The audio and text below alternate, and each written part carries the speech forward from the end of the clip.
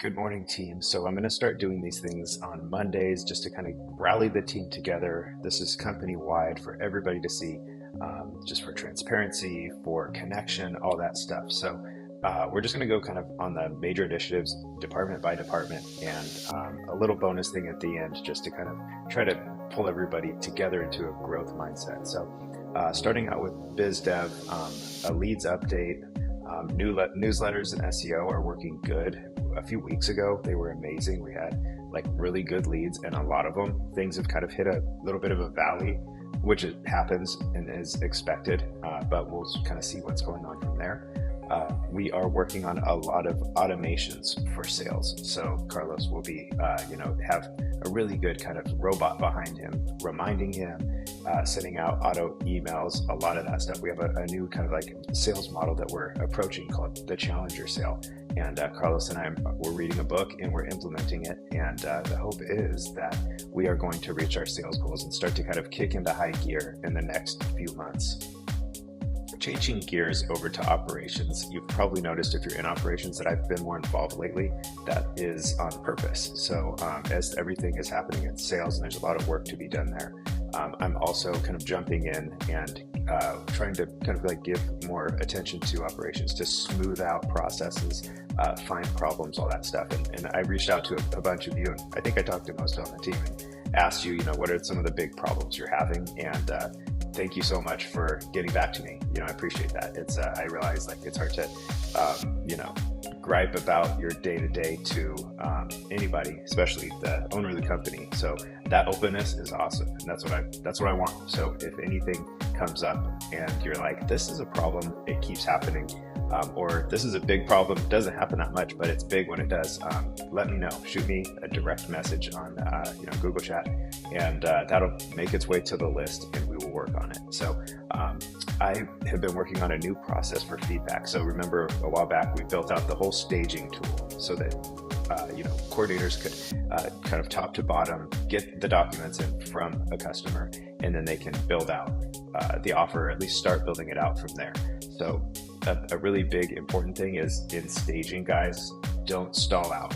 Staging, this whole process is meant to just rip through, so you start at the low-hanging fruit. If you hit something that's a little challenging or questionable, not sure what to do, skip it. Just put a little note right in there in the staging note area, couldn't do this because of X, Y, and Z, and move on to the next one.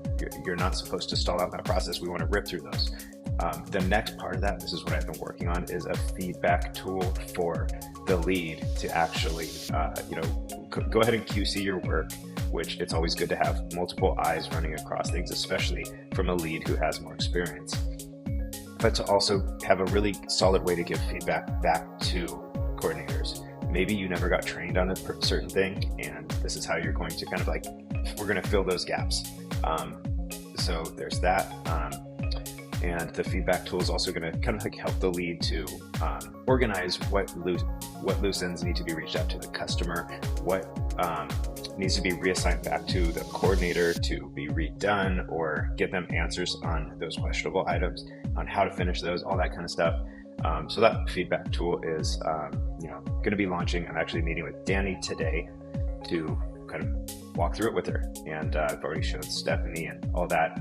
Carla, you're going to start seeing those pop up, and they should be helpful for rejection clarification things as well. So next up is going to be the next button, which has been on my list for a long time. It's just a thorn in my side. I really want to get that thing up and running so that everybody can, with confidence, hit that next button, and they know that the project is going to move to the next part of the stage, and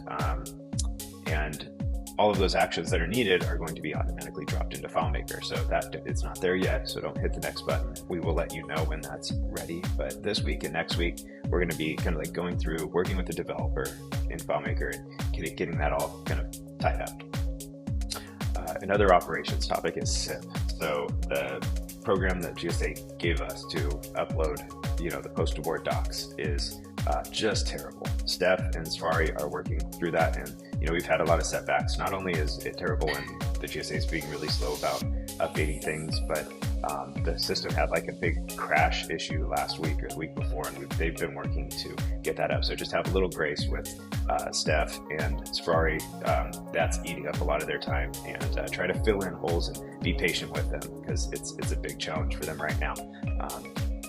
And yeah, the only other thing is I'm stepping in and helping with what we're calling wounded birds. So if there's a customer and they're starting to get a little impatient or even mad, or it just turns out that their offer or even a mod is really challenging for one reason or another, their price list is complicated, their projects don't tie into their price list very well at all, don't hesitate to kick it up to me.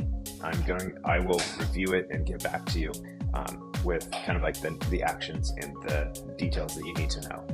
So that's going to be a really important thing. So you're not on your own when something complicated comes up. In fact, if 2 or 3 minutes goes by and you're still confused, you're probably going to be confused in 10 minutes and then 30 minutes, right? So just send a chat to me. Hey Josh, look at, X, Y, and Z company. The price list is confusing. I'm not connecting the dots with the projects or whatever it may be. So those bigger things, or if, especially this is for the customer success ladies, Andrea, Yadi, if a customer shows any signs of stress, impatience, loop me in. And we've talked about that, but I'm just reminding you and I'm also mentioning this so everybody knows too.